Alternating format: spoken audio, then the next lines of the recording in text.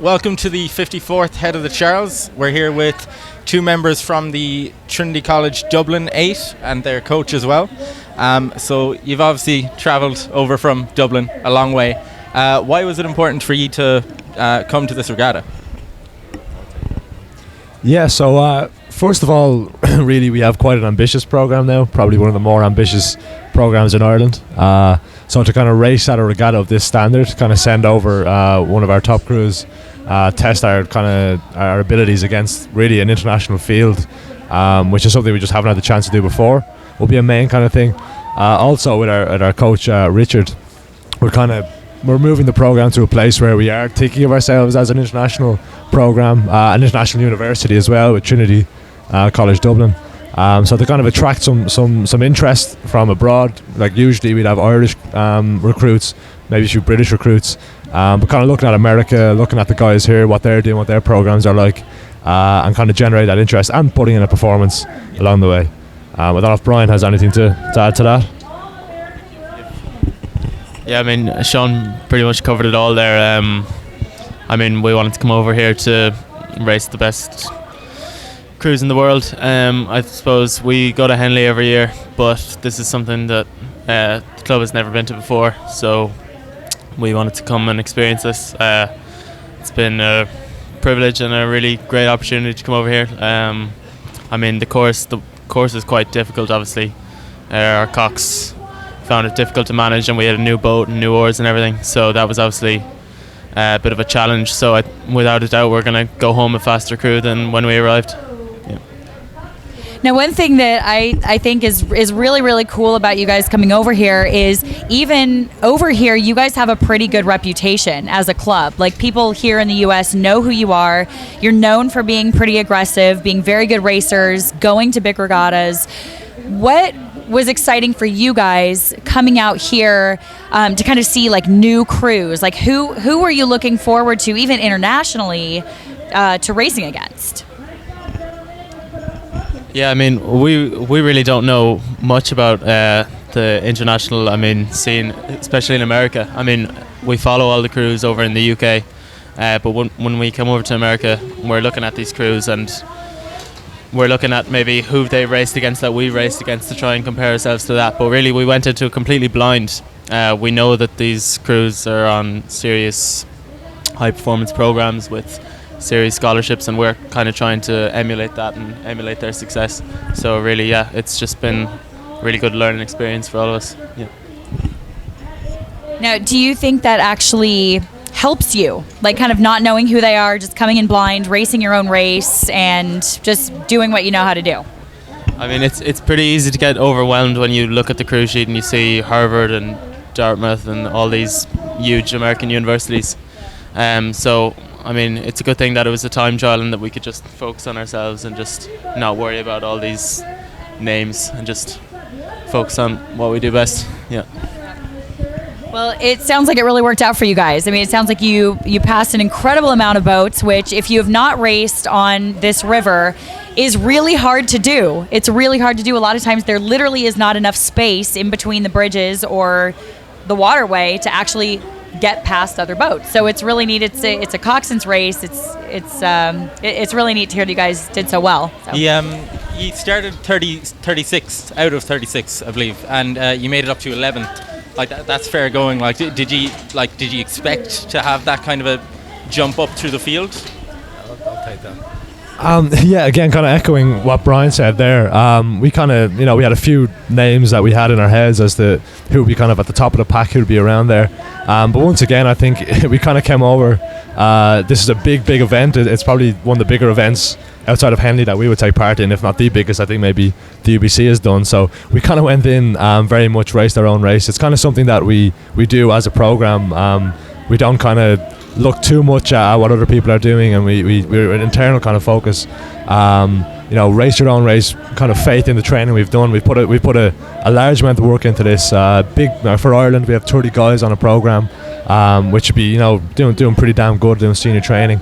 So kind of pushing them on, racing what we need, what we do in Ireland, what we do in England, what we do in America, bring it over on this stage. Again, a privilege to do that. to test ourselves against that kind of competition. Yeah, look, we had a few scalps that we wanted to take. I think we took a few of them.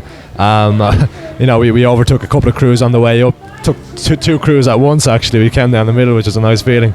But certainly, yeah, like, it was an internal focus.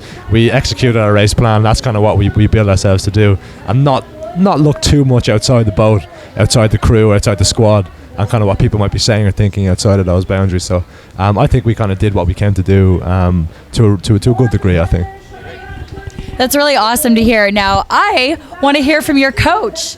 We have the coach here, which is super, super exciting. We can get a little bit of a different perspective here. So if you don't mind, tell us a little bit about what it's like, really a little bit about you, because you have a very interesting story yourself, and then what it's like actually bringing your boys back over here, and kind of how this all works for you from your perspective, and how it went for you. Well, I grew up and was born in Providence, Rhode Island, so I'm only 45 minutes south of you guys.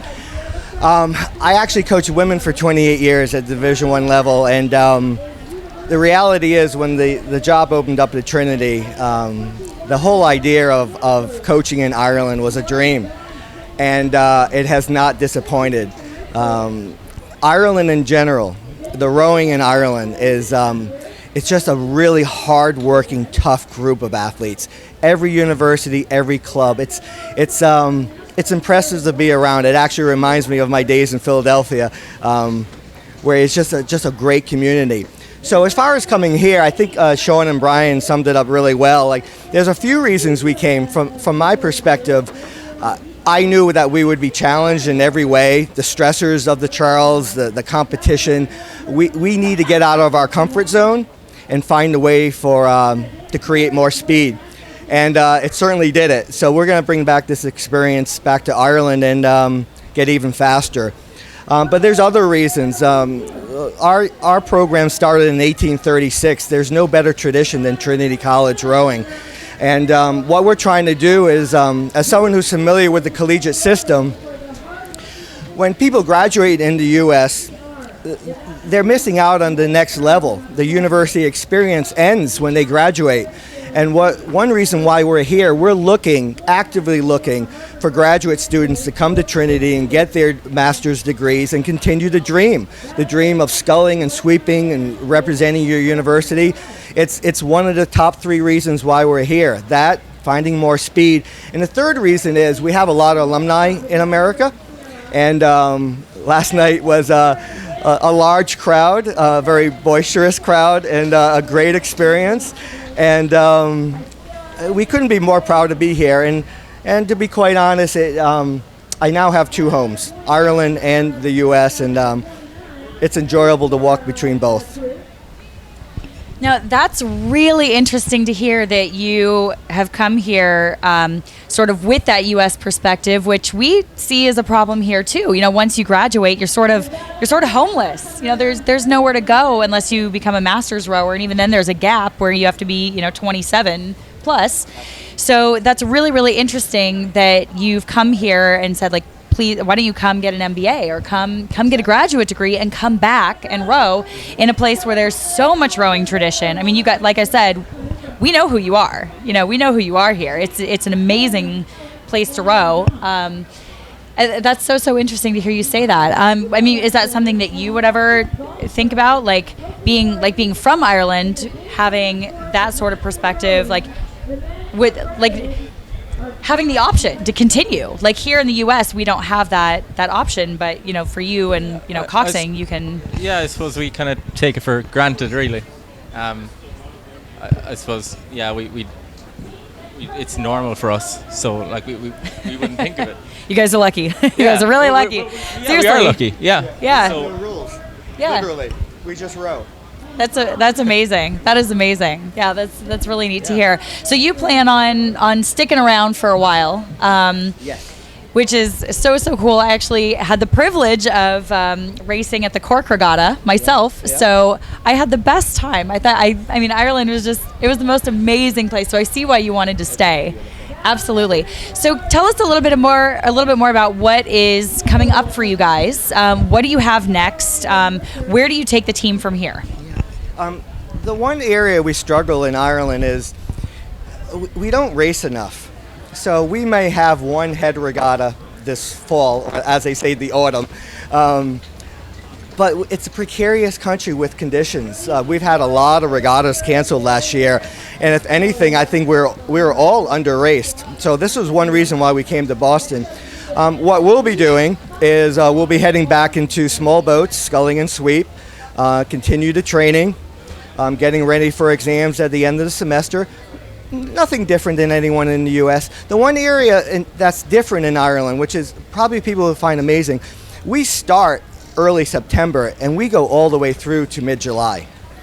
It's an incredibly long season, and one reason why we came to Boston was we finished mid-July and then we announced we're going to Boston. And I was like, boys, enjoy 2 weeks because we're getting back on the horse and we're going to get ready for Boston. It's just a motivational tool, and it's our goal to come here every year. And our alumni support allows us to do that. So that's what's next, no different than anyone else. We like the motto, hard work is the price of admission. Bottom line, that's what we're going to go start doing again. Well, thank you so much. Do you want to let us know as well where we can find you on social media as well? Yeah, sure. So we're on the usual kind of things: Facebook, Twitter, Instagram. Generally, we're DU Boat Club. Dublin University Boat Club is ourselves. Also, Trinity Sport, Trinity College Dublin, they kind of do a lot of sharing for us as well. Our website too is actually kind of new and updated, so www.duboatclub.com. We put a lot there as well. And actually, front square of Trinity College, if anyone's passing through, we have a nice little old school notice board there if anyone wants to take a look and see things going on. They would be our main ones. Perfect. And is there anything else that you would like to tell us about how to find you, or maybe learn more about the MBA program, or about coming back to you? Yeah, we have about 20 people with lots of brochures walking the shores right now. It's very similar. We actually even have the business school here with us. Very easy, like Sean said, you reach out to our website or Trinity Sport. We're very easy to find, and we're fortunate because we want to do a few things really well, and we always want to continue with our novice development. It's the backbone of our program. It's always been there, and it's going to remain there. And really trying to get Irish rowers to come to Trinity and have a great experience. But the third area, we really want to see some global outreach. Our university is a top 100 university in the world. Our MBA program's in the top 70. It's a place you need to be. But at the end of the day, we have a few goals. It's academics, and it's all about winning pots at the end of the year. And our goal is 4 pots this year. No question about it. A pot is what is a pot? I suppose, yeah. We back in Ireland after national championships, we don't really have medals. We have little tankards, which we call pots. So they're quite nice. Yeah, a lot better than medals anyway. I don't think we even call them tankards here. No. That's so neat. That is so neat. Well, anything else that you guys want to tell us about your experience here, or what you hope to kind of bring back to Ireland with you after this coaching? Exactly. Any final thoughts? Are you going to come back next year? Anyone you're hoping to sort of race again next year? Tell us about what's coming up. To be honest, this has been a bit of a whirlwind trip for us. It's just been a lot to take on. The Charles is a pretty formidable course. It's a formidable event. Racing like we raced it, just internal focus, that kind of thing. We didn't really know what to expect or who to see. So hopefully next year, pretty much definitely next year, I think we should be coming back with a better lay of the land. Not just from a rowing perspective, but also from a kind of a cultural perspective as well. We have a few graduates actually recently knocking around in Dublin, a few in Boston, a few alumni and that, and we're kind of engaging with them a little bit better. Hopefully meeting a few people here as we walk around, making a few connections, whether it be with the big guys in Harvard and MIT or even the smaller clubs knocking around. So that's been very engaging for us on that level. But overall, it's been an absolute privilege to kind of race this race, to be here, to meet the Trinity College alumni that we have here. And just get the guys out on a formidable course and racing serious racing and coming out with a respectable result then on the back of it. It's been it's really been a blast, maybe, as they say around here. Well, that's neat because technically you guys should have secured your spot for next year since you did finish in the top half. So you should have that bow number 11 next year. So it's really, really been awesome to have you guys here. I'm so excited that you got to come out. It's so great to see other collegiate crews like recognizing that this is a great race to come to because it only makes it better and better and better for everyone and a lot more fun. Is there anything else that you wanted to ask or was up with? If not, that's totally fine. We are reporting live here from the Aston Martin studio at the 54th Head of the Charles Regatta here in Boston. So thank you so much for tuning in. Any final thoughts, final words? Thanks for watching, I guess. Yeah. Thanks for watching, and we will be back soon.